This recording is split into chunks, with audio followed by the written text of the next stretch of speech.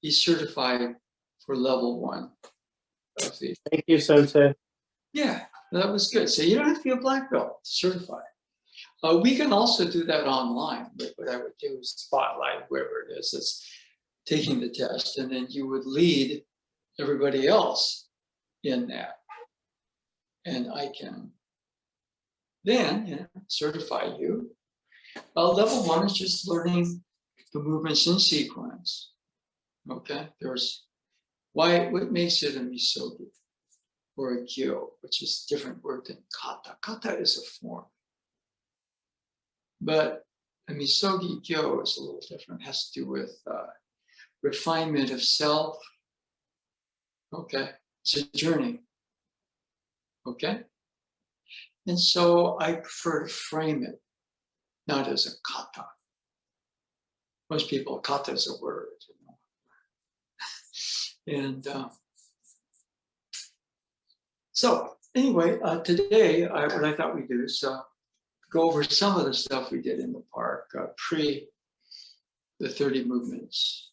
And we did some Bokken work. And just on cue, what happened is the sound system went. Okay, so a lot of that. We're gonna have to reshoot a little bit, so we're gonna do that today. But let's start a little different. Okay, and I usually read from O Sensei, but this is a book called Sacred Hoops. And it's written by a man named Phil Jackson, who was Michael Jordan's NBA coach for 6 titles, 6. Okay, then he went to the Lakers, I think, and he won 5 more. And his spiritual lessons from a hardwood warrior. Okay, it's one of the finest books on spirituality I've read, although I really hadn't read it in a while. But he's written another one.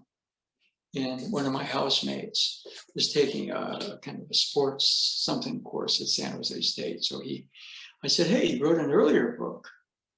Okay, and he hadn't become a Laker coach. This is strictly about the Bulls and Michael Jordan, but also about his own journey. And one of the things is, it says, spiritual lessons of a hardwood warrior. Okay, Budo, warrior.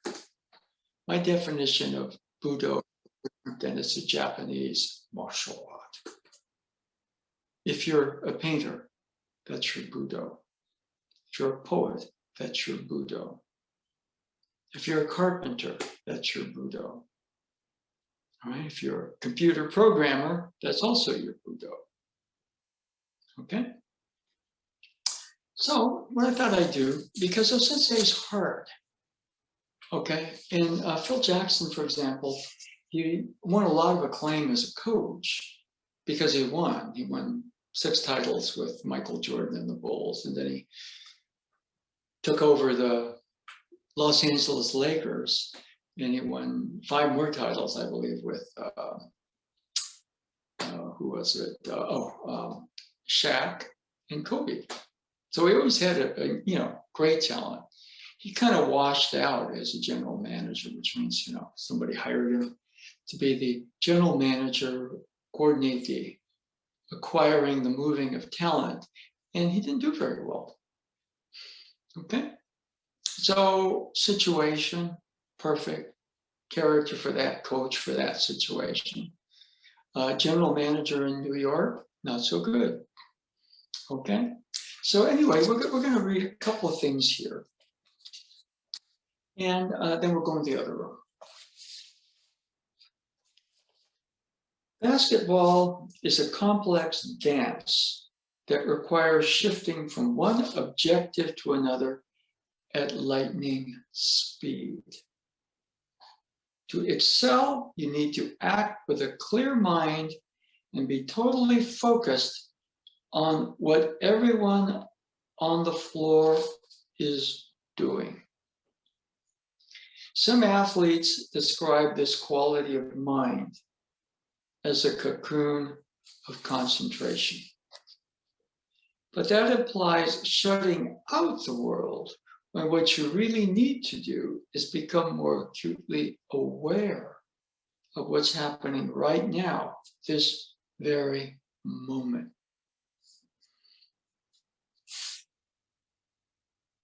I think of basketball as 5-dimensional chess, played with super athletes. Fascinates me. Of course, you've got the, 4 obvious dimensions. Although time, the 4th dimension, is not so obvious. The 5th dimension, imagination. And some of the imagination is able to organize what's going on and see what's going to happen, not what is happening. And if you can't see what's happening, you're not going to organize and pick up what's going to happen. And people like Stephen Curry, they create what's going to happen next. So I'm going to move on. The secret is not thinking. That doesn't mean being stupid. It means quieting the endless jabbering of thoughts so that your body can do instinctively what it's been trained to do without the mind getting in the way. Okay? Now, what I would say a little bit right here, he's referencing mind. What I would say, I would rephrase that and call what he's calling mind I.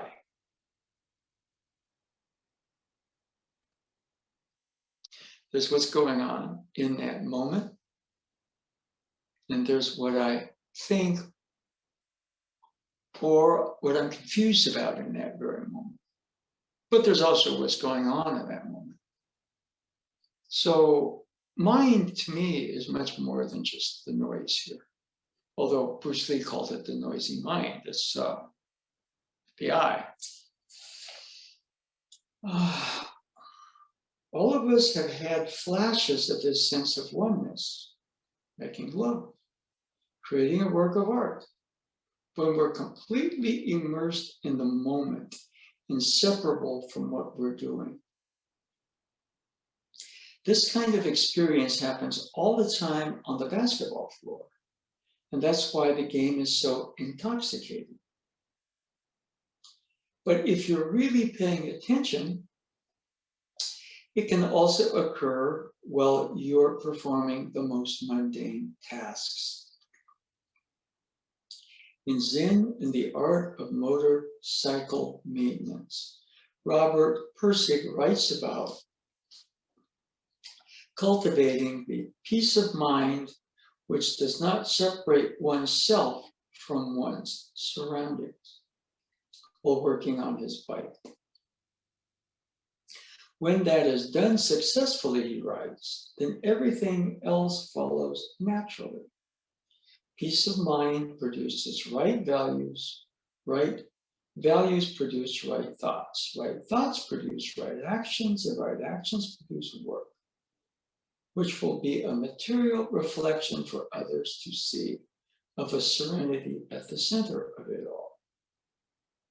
This is the essence of what we try to cultivate in our players. So Jackson was, they used to call him the guru because he incorporated elements of Native American and Eastern thought, Sufi practices into his coaching.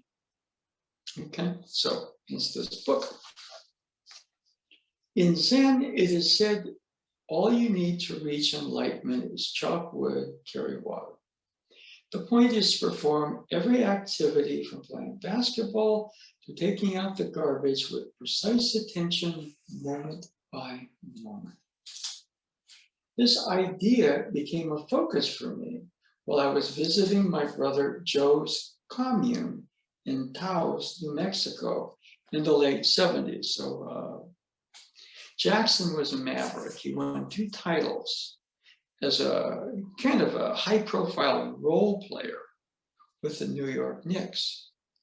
And you thought of the Knicks, you thought of Willis Reed and Walt Frazier, later Earl Monroe, one of my absolute favorites and role models. Okay. But Jackson was a 6'9" guy who played center and played defense. And he was a gifted player, but he was a maverick. The way that he was just very different than a lot of the other NBA players.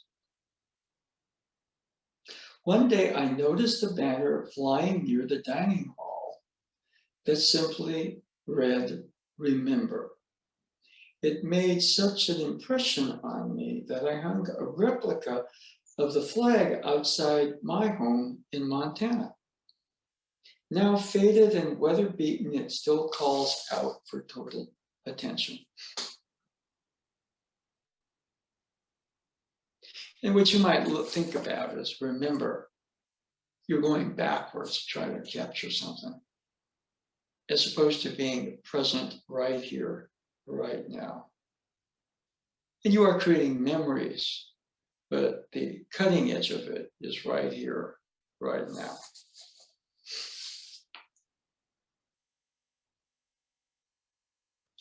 For some people, notably Michael Jordan, that's why the book was fascinating, because obviously Phil Jackson, Chicago Bulls championships, you get Michael Jordan. The only impetus they need to become completely focused is intense competition. But for most of us, athletes and non-athletes alike, the battle itself is not enough. Many of the players I've worked with tend to lose their equanimity after a certain point as the level of competition rises, because their minds start racing out of control. When I was a player, not surprisingly, my biggest obstacle was my hyperactive critical mind. I'd been trained by my Pentecostal parents to stand guard over my thoughts, meticulously sorting out the pure from the impure. That kind of intense judgmental thinking, this is good, that's bad, is not unlike the mental process most professional athletes go through every day. Everything they've done since junior high school has been dissected, analyzed, measured, and thrown back in their faces by their coaches, and in many cases, the media. By the time they reach the pros, the inner critic rules.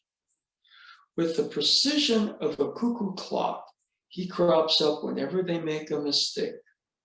How did that guy beat me? Where did that shot come from? What a stupid pass. The incessant accusations of the judging mind block vital energy and sabotage concentration.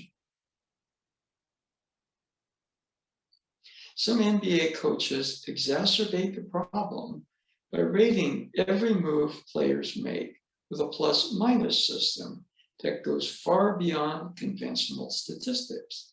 Good moves, fighting for position, finding the open man, earn the player plus points, while bad moves, losing your man, fudging your footwork show up as debits. The problem is a player can make an important contribution to the game and still walk away with a negative score. That approach would have been disastrous for a hypercritical player like me. That's why I don't use it. Instead, we show players how to quiet the judging mind and focus on what needs to be done at any moment. There are several ways to do that. One is by teaching the players meditation so they can experience a stillness of mind in a low pressure setting off the court.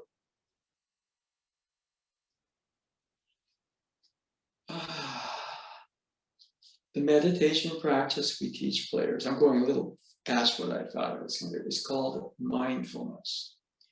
To become mindful, one must cultivate what Suzuki Roshi calls beginner's mind, an empty state free from limiting self-centered thoughts. If your mind is empty, he writes in Zen mind, beginner's mind, it's always ready for anything. It's open to everything. In the beginner's mind, there are many possibilities.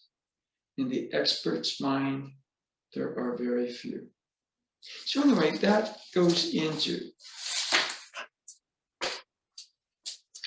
some, spiritual concepts. If you're into Aikido, you probably dabbled and read books on Zen, and perhaps practiced Zen or yoga, or read books about this or that.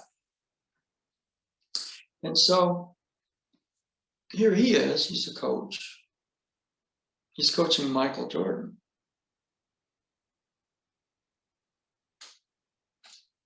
And they go on to win 6 titles.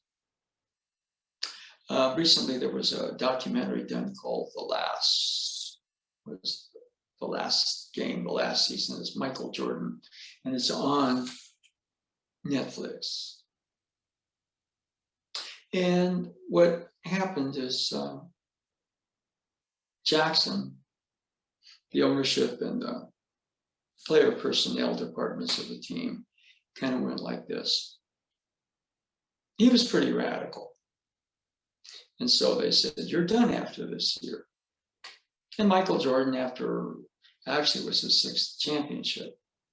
3, then he took a season and a half off, then 3 more. He says, I want to come back. If Phil comes back, I don't want another coach.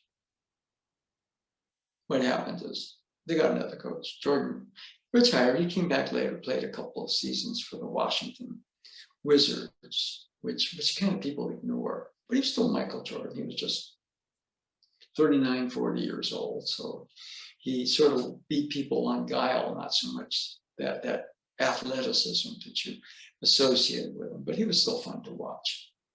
Anyway, we're going to do what to make of that. Well, Aikido is non-competitive, but it doesn't mean we don't have the judging mind, the I. This is good, that's not. Oftentimes teachers, they're supposed to help you, coach you. Okay? And it's very, very difficult. As you progress, you learn more. And, what they're talking about in terms of what's called beginner's mind is probably what we would call self. I, self. I, busy.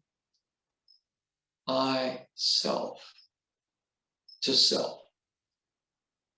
Going a little deeper, self gets fancier names like true self or soul, spirit. There's a number of different things you can call it. And that's all going on. And so what they're talking about is a clarity, a transparency. There's the activity of what's going on. We're kind of along, this is good, that's not, I'm this, I'm that, But an increasing sense of a transparency that is connected to what's going on. Okay? And so what I thought we'd do, let's go into the other room, which I have set up in advance. And we'll kind of warm up a bit, start to move. Yeah, we are getting there. Good.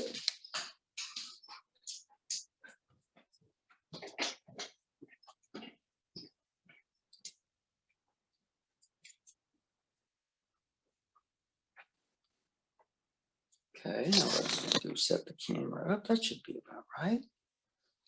And given all that, full body sort of shot right here. I'm going to put this down. I forget where I put it. And might start warming up the things that we're maybe not doing so much. And just going to go back and forth. Those of you at home. Recommend doing this on a carpet as opposed to hardwood. If it's hardwood, I would recommend just passing on. Anyway, just coming back. And now we did this a couple of weeks ago, or maybe it was last week. My first one was kind of, but today, pretty smooth.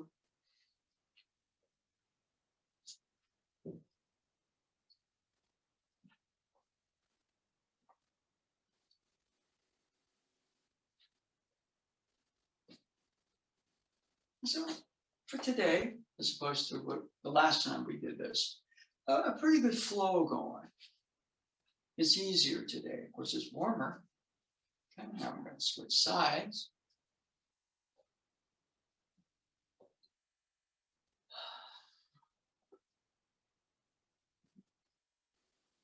And along with it, having a better feel, which to me is the beginnings of a flow. I'm starting to get a connection between breathing or breath and the motion.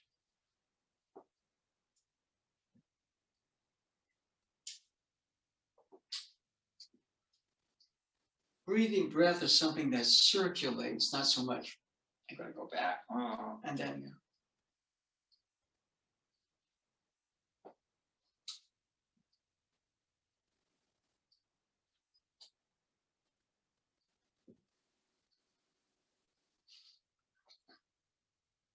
Okay. So those are things that, we really just keep some sense of leukemia alive. We're not going to do fancier things, but just back and forth.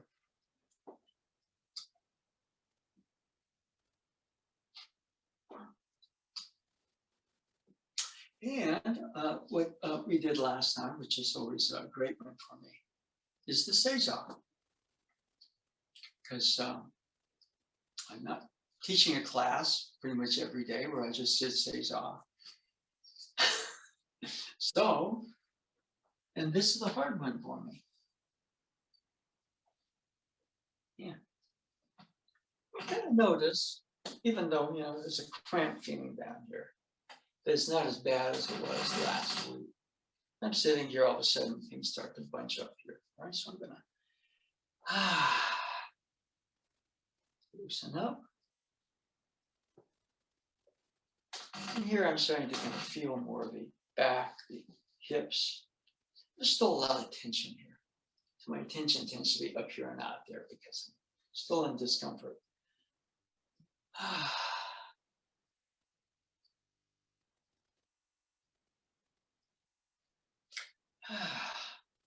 Still the discomfort's going on, but I'm sort of starting to feel a calmer, deeper essence of ground or something there. So the beginnings of something.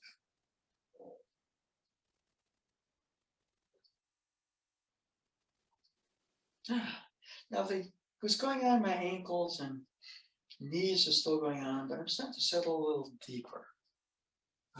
It's a calm feeling. Notice my breathing starts to kind of align here. It becomes less of this and more vertical. At some point, the sense of the breath verticalizes.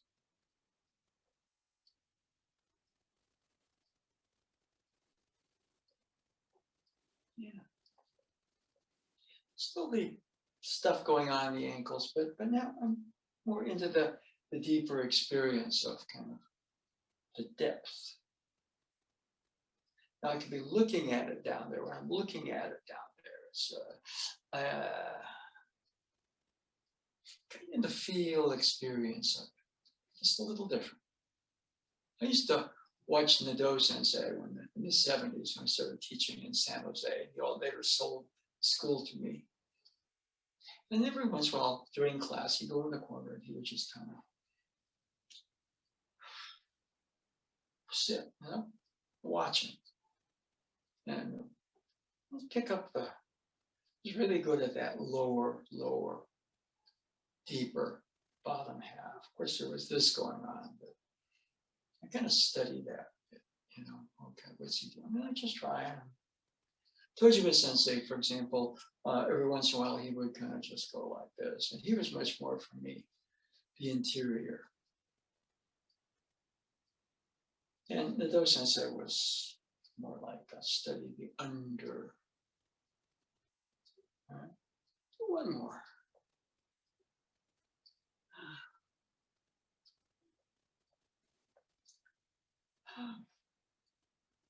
This stuff is still going on in my knees. It's just not.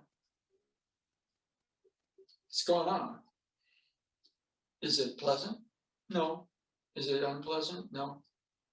But the experience of kind of opening and settling to that deeper dimension is, that's what I'm more into, more my experiential. Okay. Now, I'm going to stand up. In Japan, you're sitting for a while, and then also you're expected to jump up and take ukemi from Hikizuchi Sensei. That was always an adventure. But, boom.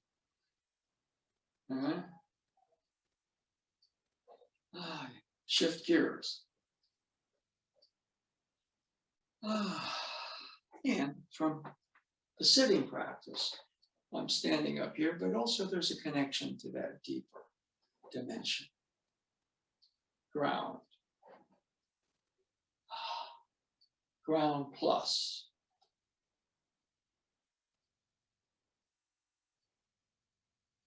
And that dimension, I'm waving the arms, looking at circles, counter circles, spirals, spirals up, down.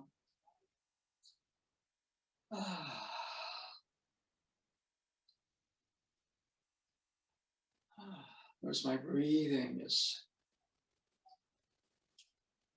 sort of integrated. So it's a connection between getting the depth of that under dimension, the deeper. See, we tend to go this way.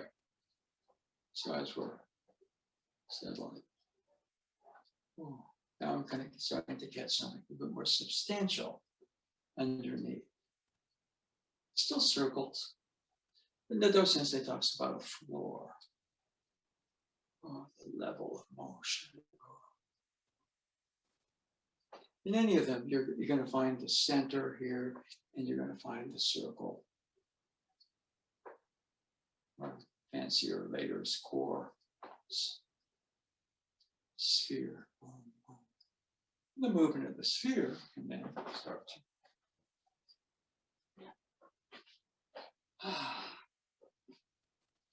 Okay. Now.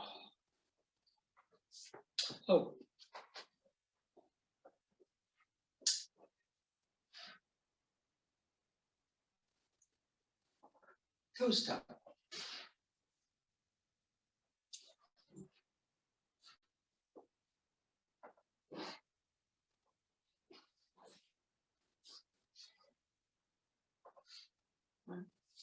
Now, most of them clunk, clunk, clunk, just make your knees stronger, but you'll wear the joints out. For me, for example, here, see as that back foot goes here, the hips are opening. And this knee, dimensionality, clunk, okay? Feels like it's landing on a pillow.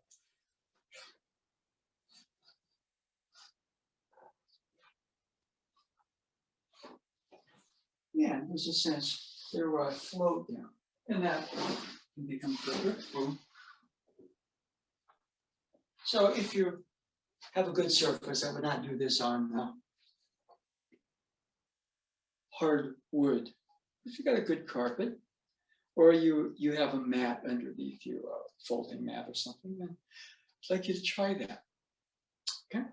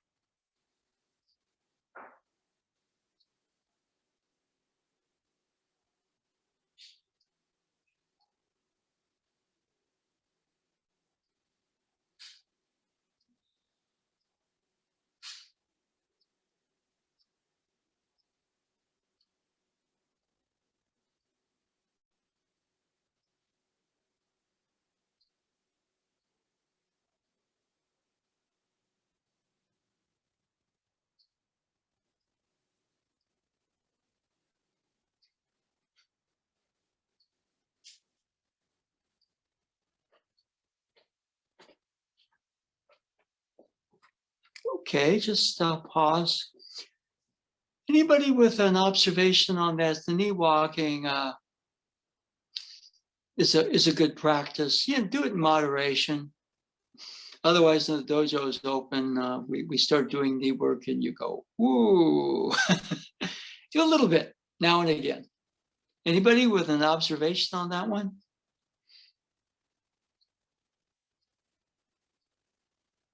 Just my usual, it's been a while. Yeah, I mean, that was, when I did the Seiza last week, it's been a while. Ouch. Today, went through those different layers much quicker. Okay. So, just in moderation, keep certain things alive in moderation. Yeah, one of the things about the, anybody else, by the way, with a comment on that, the knee walking, slow. Okay. Okay. No, okay. And yeah, that's and what we covered in the park. We did some Bokken work. Okay. Review checkpoints. Diagonal grip. The grip doesn't start with the fingers. The grip starts with the palm contact. Instead of this, we're here. And then the fingers, little finger on up. And then the same thing, attach the palm of the left hand. And the left hand is your power hand, is closer to your core center. I'm holding from the right hand. Now the diagonal grip, you'll notice there's a V here, okay? That allows the closing motion, which we were covering. Okay, now if I hold this way, there's a V here, but I just wind up trying to choke the weapon.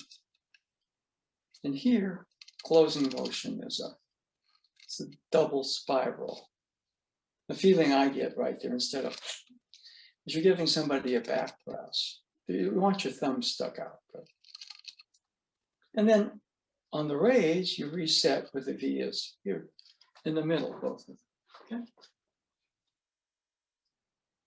So we can do a couple and I start out a little bit exaggerating. So I just want the first couple to kind of tap myself on the tailbone, which means, see, I'm too stiff in the shoulders and the wrists and the elbows. Keep the relaxed grip in the hands. It's a good stretching motion, all right? And the extension is out. And boom, there's that closing motion.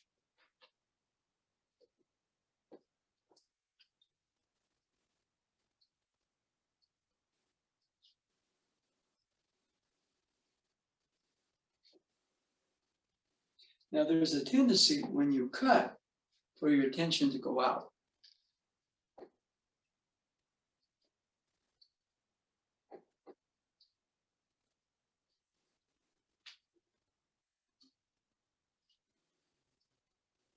And we start swinging with the right hand.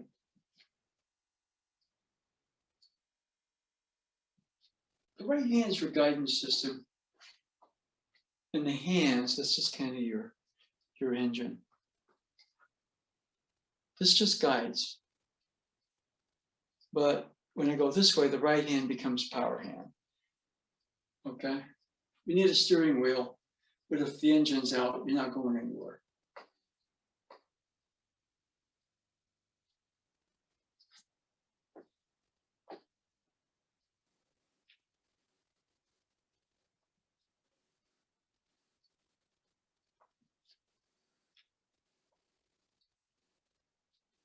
Okay?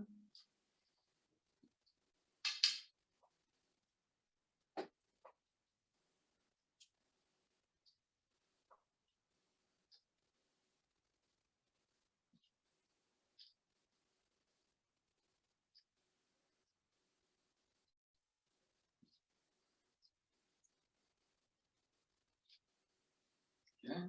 Now that closing motion at the end, boom, it's a very important one.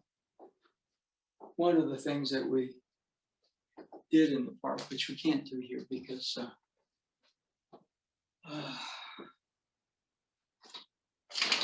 somebody coming in this way, which is off the line and take, there's a tendency to try to lean and move, but boom, boom, boom, boom.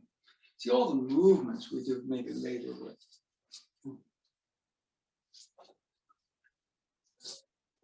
Vibration, boom, vibration, vibration.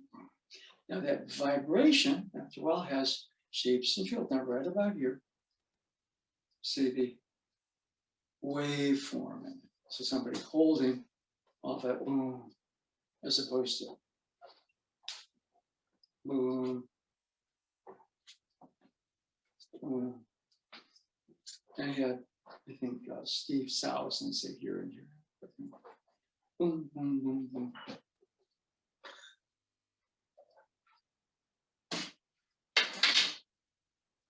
So one of the things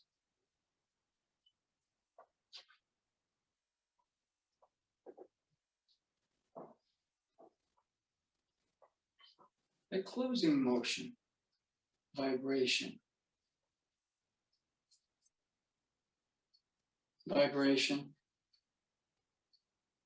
breath kind of forms something called kokyu.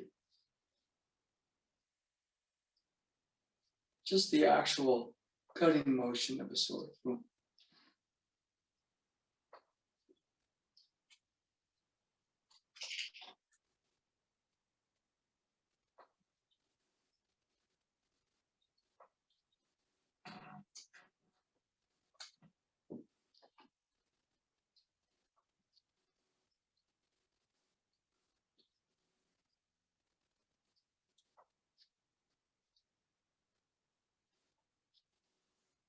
So at the very end of it, boom, there's that vibration. Now, often they're trying to do that, that's not quite it.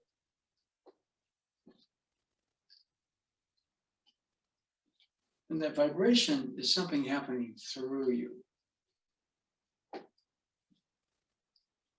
Establish your base, your core, happening through you.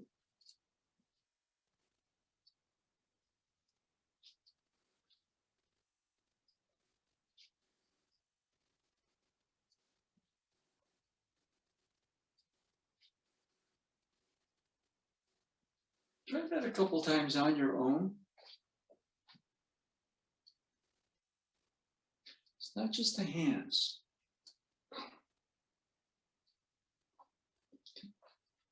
It's a full feeling.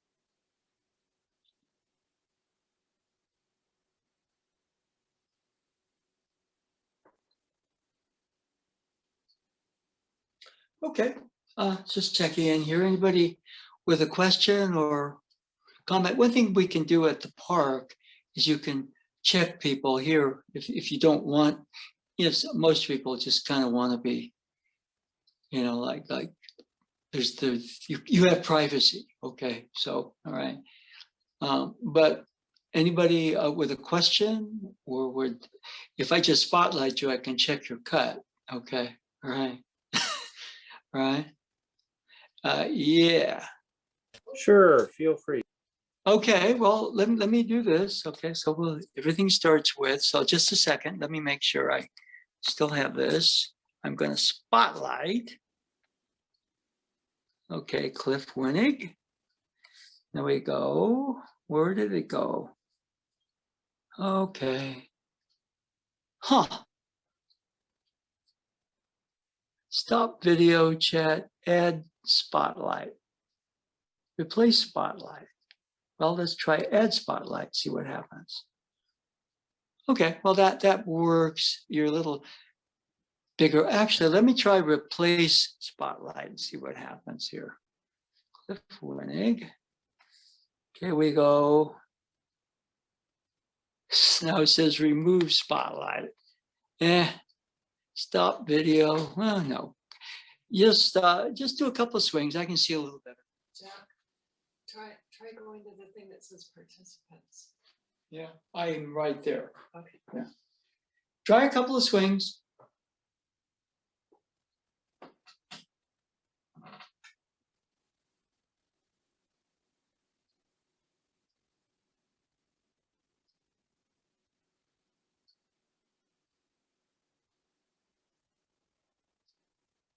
Okay. Would you like some feedback?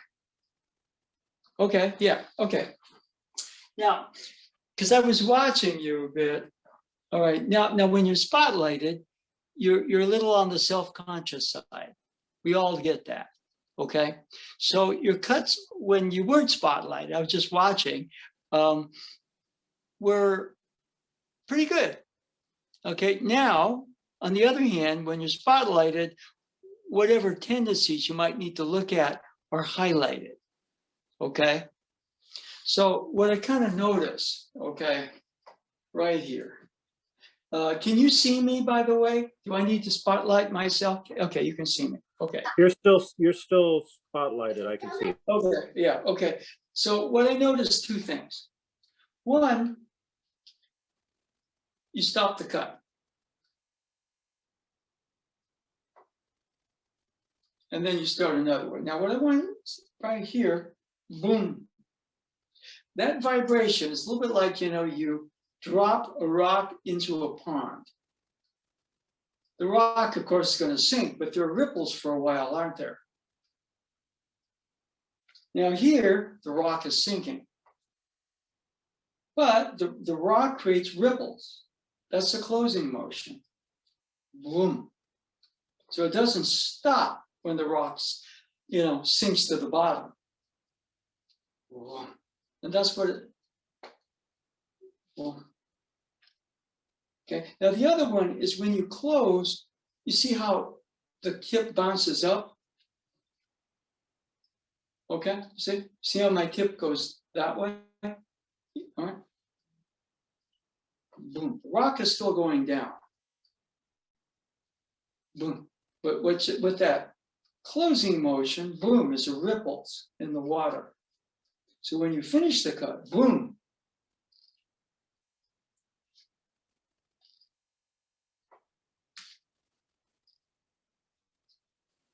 Or try a couple more. Just try a couple more swings, okay? Yeah, okay.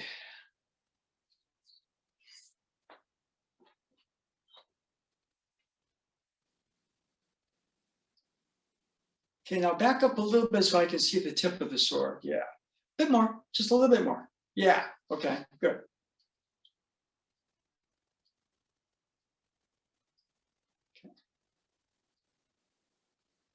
Okay, careful you don't break anything. That's fine.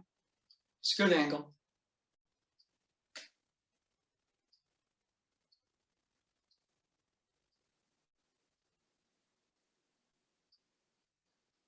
Okay, those are better. Those are fuller. You're not getting that bounce at the end. And you're also not stopping it and starting another one. Boom, that goes to the next one. So, yeah, it's good. Good. Keep going. That stone image really worked for me. Yeah.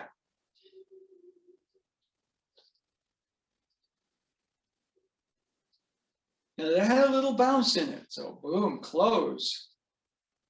The rock continues down. You're getting that bounce because, boom, the rock continues down, but there are ripples. Yeah, that's good.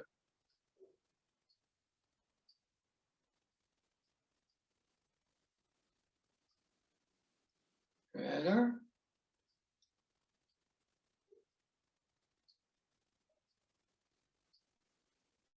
Okay. Okay. All right. That's good. Anybody? Good. Anybody else like to turn on the video? I can check or not. It's really up to you. Can you unhighlight me first? Okay. Who? Is this David? No, it's me. It's Cliff. Can you unhighlight me? Yeah. Let me go back to remove spotlight. What does that mean? Okay, now you're totally spotlighted. Now I got to go back here. Okay, replace spotlight. And there I am. Okay, this is a little trickier. Okay, so now we can go this way. Boom, a little different cut.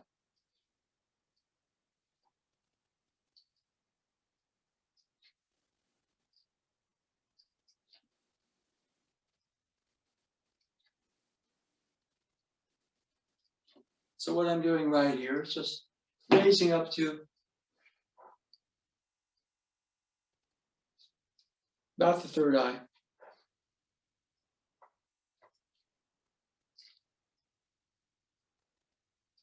See, if I just keep going this way, nothing much happens.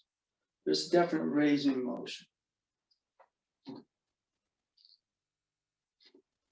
Okay. Now this is something you can do on the cut we did before, but also, for example, I go like this, and then the next cut's here, the next cut's there. Okay, so boom, boom, boom.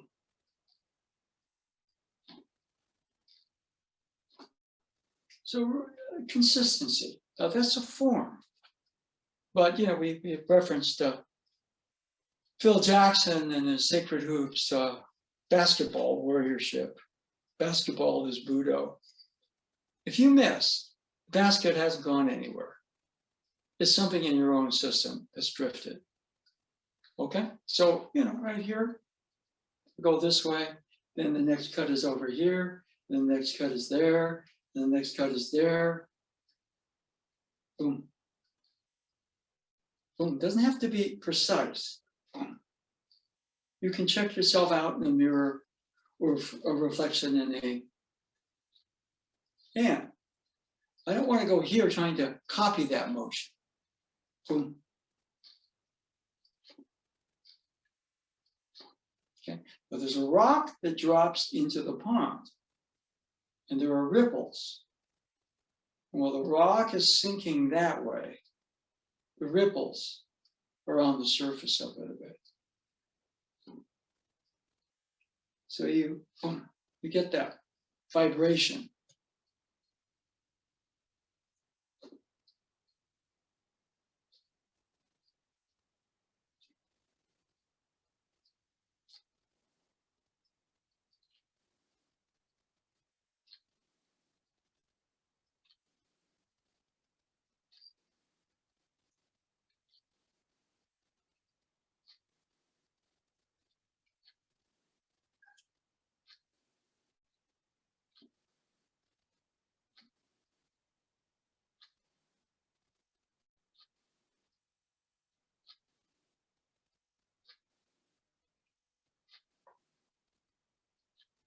Okay.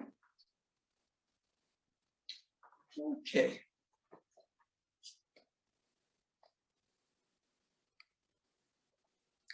Anybody with a question on that one?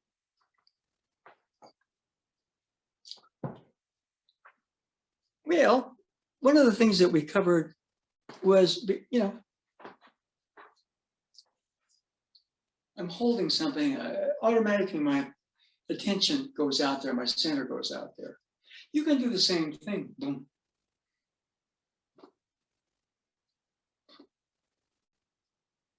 Or in that cut, without the Bokken. And one of the layouts of it, possibility, energies start to gather for you. start to swell up through you, consolidate. Boom, boom. Okay, we were kind of mentioning something like, you're a writer, you get some ideas, you start to compose, write, and then it all just drifts.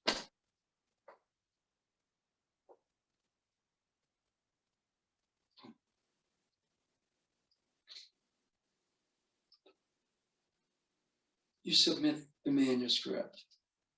Ideally, boom, it sells. Okay?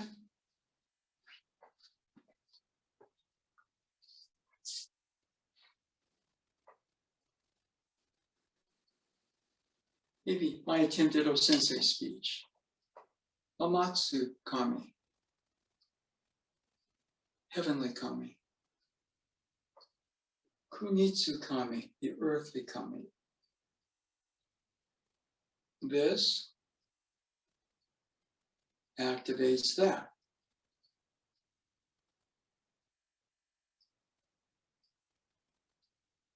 They start to swell up through your system.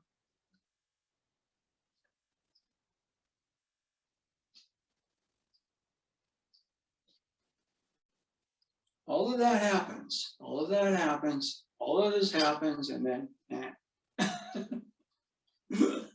okay, so the actual repetitive motion of cutting is not just repetitive.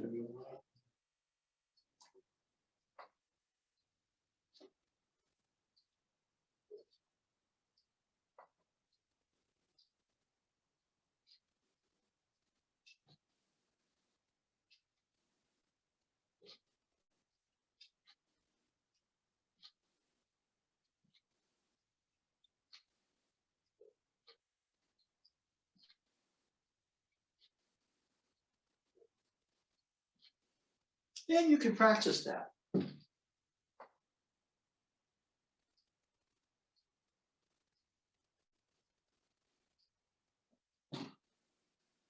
In that closing motion. I'm holding something, I'm squeezing it, trying to twist it, or I'm a little too loose with it. Boom. Boom. Then somebody grabs your wrist. Boom. Or boom. All of that's going on.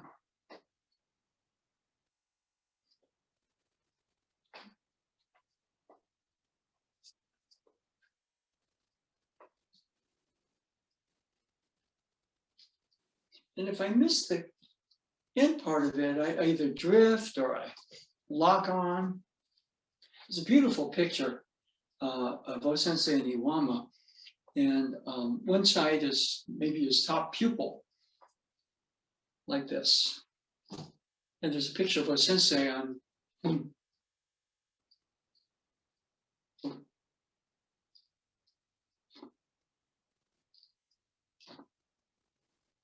And there's the other, leaning into the cup. Okay. Talked about the floating bridge. She said, don't stretch there or lean that direction.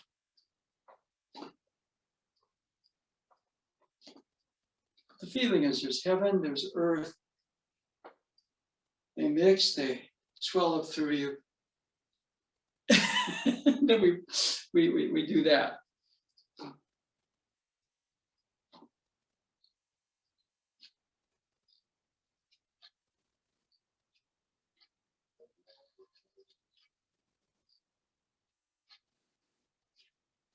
Now there's a sound that you get with the cut, but if you're out there trying to listen to the sound or watch the sword,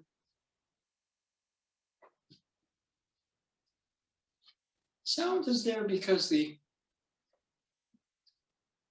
kokyu is not your breath.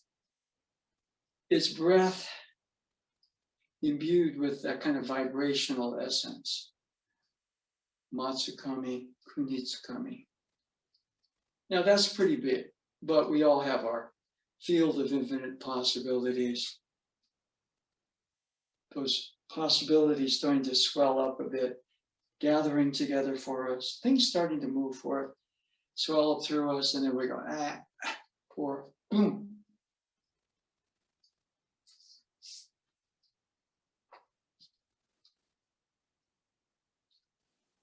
It's not about swinging a lot, but it's about boom.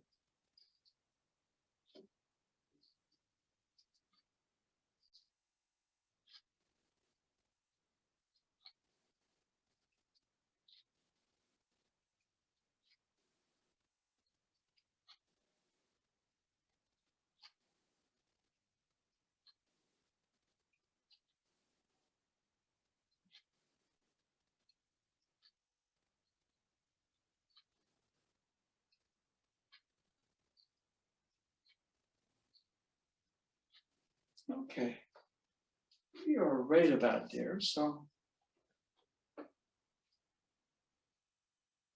I'm gonna go back into the other room.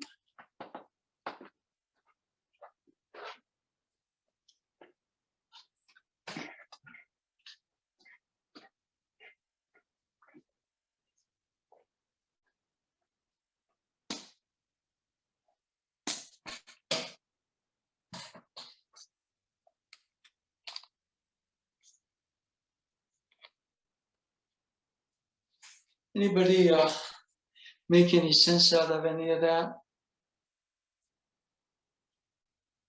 You can practice the Bokken cut without the Bokken.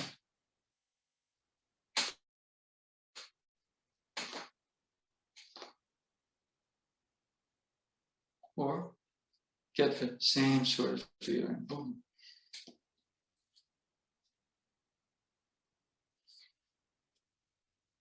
With the Toribune, the rowing motion. Because both of them are about Kokyu. Again, for me, Kokyu is not purely the breath. It really is breath, vibration, and that's something we're doing with just the practice of that. You can't just be doing this. There's again, all of that infinite possibility, forces gathering for you, both earthly and heavenly, swelling up through you. Boom. For me, that moment right there, this is my own thing. That's standing on that bridge. Boom.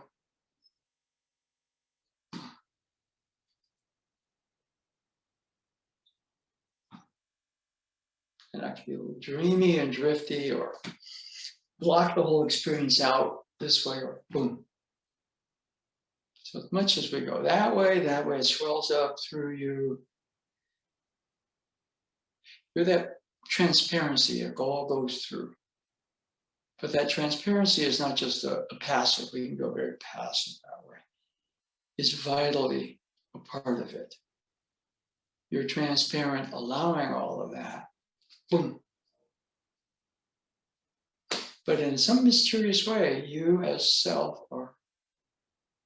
it's not just transparent. Boom. Yeah. Anybody question? Or we had that on the video, the audio of the part class got, and I'm having trouble kind of putting everything together because my computer thing won't allow me the ability to do a soundtrack. And I have the iPad, but then again, it says I have too much. I don't have enough space to transfer it onto something else. So it will work out.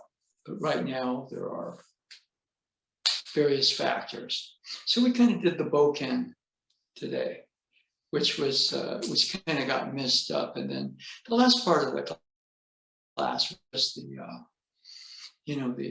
30 movement misogi, and we ran a couple of people through their certifications. By the way, I think the weather's supposed to be good. I did finally print up certificates.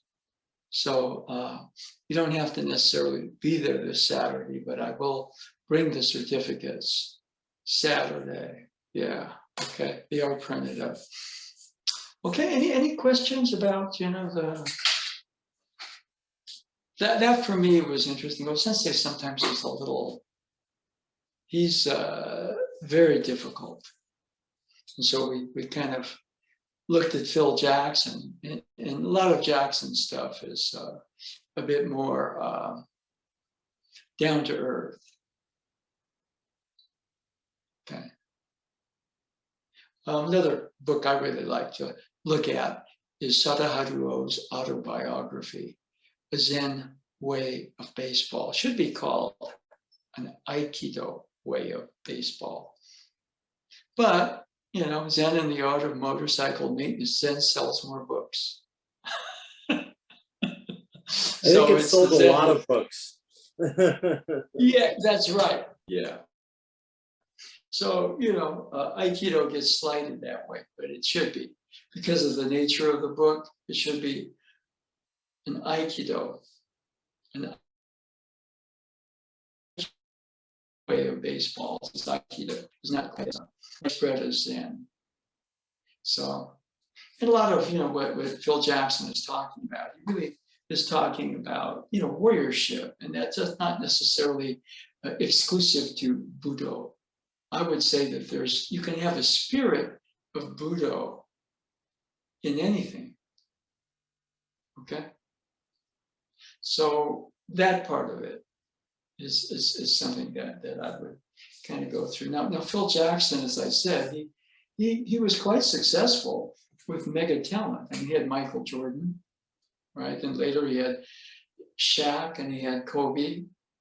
And the thing was, well, what would happen if he had a klutzy team, right?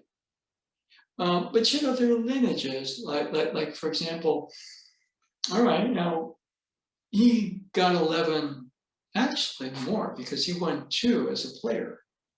So he had total 13 championships, 2 as a player with the Knicks. And then he had 6 with Michael, and I think 5 with Kobe and Shaq. So he basically cornered the market on that. And but one of the things that people don't realize is that, for example, the current Warrior coach, we went through a great 5-year run with the Warriors. Steve Kerr was a player on those last 3 championships with Jordan.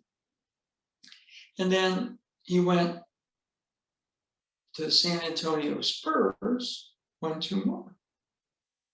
And then he's won 3 with the Warriors. So he's kind of right now at about 8. Warriors are in a very, you're really talking about winning and everything like that. But, success follows certain people. As I said, Phil Jackson was a horrible general manager. He got paid a lot of money to do nothing in New York. But as a coach, given the right talent, especially mega talent, he could manage that talent. And, the way that he looked at things, I always liked Phil Jackson because he looked at things from an Eastern and a Native American perspective. So he's kind of unique that way. But a lot of what Steve Kerr does is very similar. Okay? So within that, you get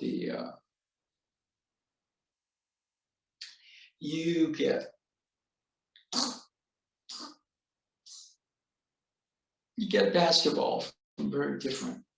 Now, if all he was a scurry guy who taught mysticism and didn't win games, nobody would pay any attention to him, okay? But the fact, it's funny, that success is kind of crazy because most people want it. And I'm sure he did too. But, he got it by being himself. And I'm sure, he made certain things. After 6 titles, the owner and the general manager of the Bulls, they wanted to move on. Okay. So they didn't renew him as coach when his contract ran out. Michael Jordan said, I'm not going to play for anybody else. So Jordan also retired, at least for a while. And, Michael Jordan was a great player. He was another flop as a general manager. He was general manager of the Washington Wizards, and he decided he was going to come back and play. And he played for a couple of years in his late 30s. He's still Michael, much older, but he was good. Then he became an owner. And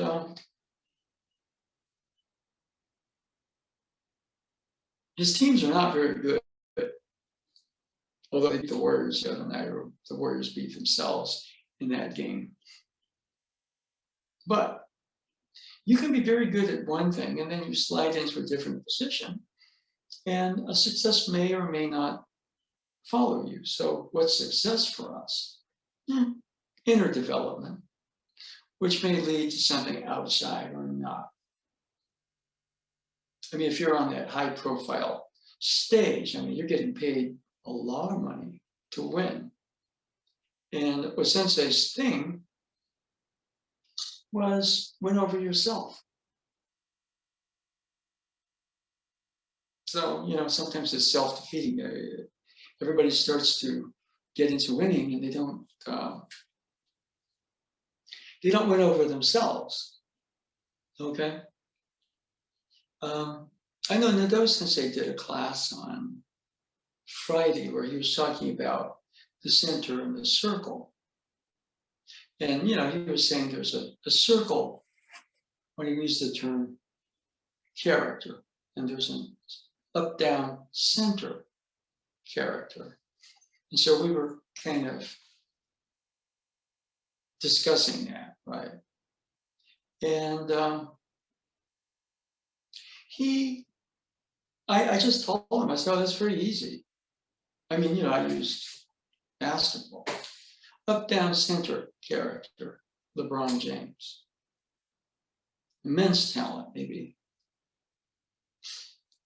All-time great, maybe, I don't know.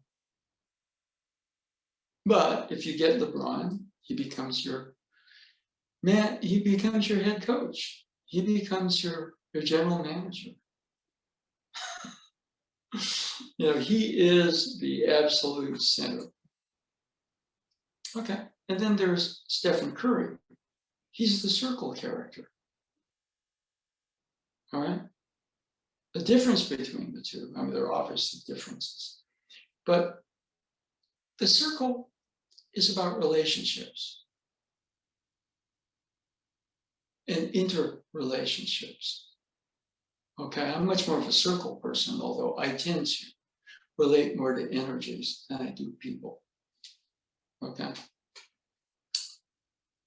Nado Sensei is very much the center character. So we do go at it. Okay. And the center character has relationships out there because there's always a circle. But if you're kind of the up-down, these terms are not great, but if you say masculine, feminine, Nado Sensei seems to feel that's much more the masculine model, and then the circle is much more the feminine. And I read something where Curry gets more hate stuff on tweet than any other NBA player. Why? Because basketball, NBA, everybody's looking for this paradigm. They're looking for the LeBron. And then there's this guy named Steph Curry, who's very popular, by the way. Right? He represents basketball very well. He's the circle paradigm. And they're going, they want this.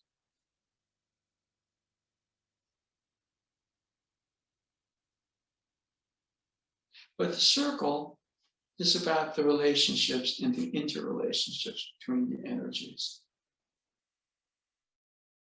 And that's great. You don't know where he's going to materialize to shoot his shot, or if he's going this way or this way. He seems to be able to slide through space at different angles than other people. So he has a different relationship with the energies in space-time, and LeBron dominates. Everybody wants the dominant. And they don't want the relational and the interrelational. And really what the world needs right now is that model. Okay? So, I thought this was kind of interesting, so we looked at it. Anybody with a question or comment on any of that? Okay, then what we'll do is we'll call it for today. So thank you very much. On Wednesday, it's being Monday, we will go more into, I want to go into the 30 movements, but from the angle of the Take Musu direction. Okay, so I was going to do that